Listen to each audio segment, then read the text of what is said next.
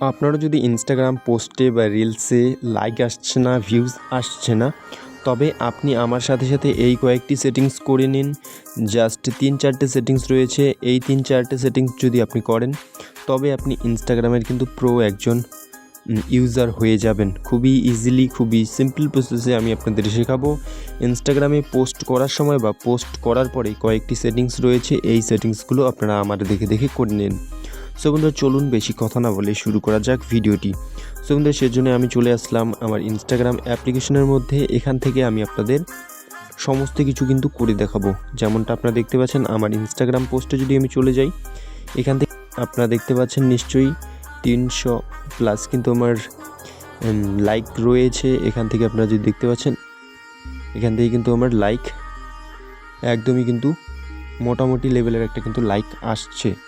So এটি আমি কিভাবে নিয়ে আসছি লাইক, খুবই ইজিলি আমি আপনাদের শেখাবো।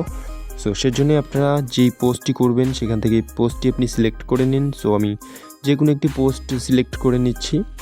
সো প্রথম স্টেপে আপনাদের মিউজিক যদি আপনি চান, মিউজিক অ্যাড করে নিতে পারেন। সো নেক্সটে আমি এবার দেখতে পাচ্ছেন এখান থেকে আমি সবার প্রথমে এখান থেকে একটি ক্যাপশন দিয়ে নেব। সো আপনার ইচ্ছা, আপনি ক্যাপশন দিতে পারেন অথবা নাও দিতে পারেন। এরপরে লোকেশন আপনার কিন্তু সিলেক্ট করতেই হবে, এটি কিন্তু মাস্ট একটা ইম্পর্টেন্ট পয়েন্ট। সো এখান থেকে আপনি লোকেশনটা কেন অ্যাড করবেন, সেটি হচ্ছে আপনার যদি এই লোকেশনে কেউ সার্চ করে, ধরুন আলিপুরদুয়ার কেউ সার্চ করলো, তখন কিন্তু আপনার পোস্টটিও এখানটাতে সাজেস্ট করবে। 2 নম্বর পয়েন্ট হচ্ছে ট্যাগ পিপল। সো এখান থেকে ট্যাগ পিপলের উপরে ক্লিক করার পরে আপনারা ইনভাইট কোলাবরেশন করে নেবেন। কিন্তু এখান থেকে আপনি আপনার 5 জন ফ্রেন্ডকে এখান থেকে সিলেক্ট করে নেবেন। তাতে কি হবে, তাতে আপনার ফ্রেন্ডদের প্রোফাইলে কিন্তু আপনার ফটোটি অ্যাড হয়ে যাবে, যদি আপনার ফ্রেন্ড আপনার পোস্টটিকে অ্যাকসেপ্ট করে তবে।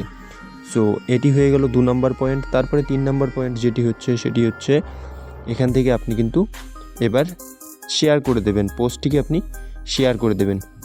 ধরুন শেয়ার হয়ে গেল পোস্টটি, আমি আপনাদের ব্যাক করে দেখাচ্ছি। ধরুন পোস্টটি শেয়ার হয়ে গেল। এবার আপনি কি করবেন, 3 নম্বর পয়েন্ট যেটি আমি বলছি সেটি হচ্ছে খুবই কিন্তু ইম্পর্টেন্ট এটি, আর এটি আপনার করতেই হবে আপনার যদি লাইকের প্রয়োজন পড়ে তবে। সো এবার আমি ধরুন এই পোস্টটি করলাম। সো এটিকে আমি এবার কি করব, শেয়ার করব।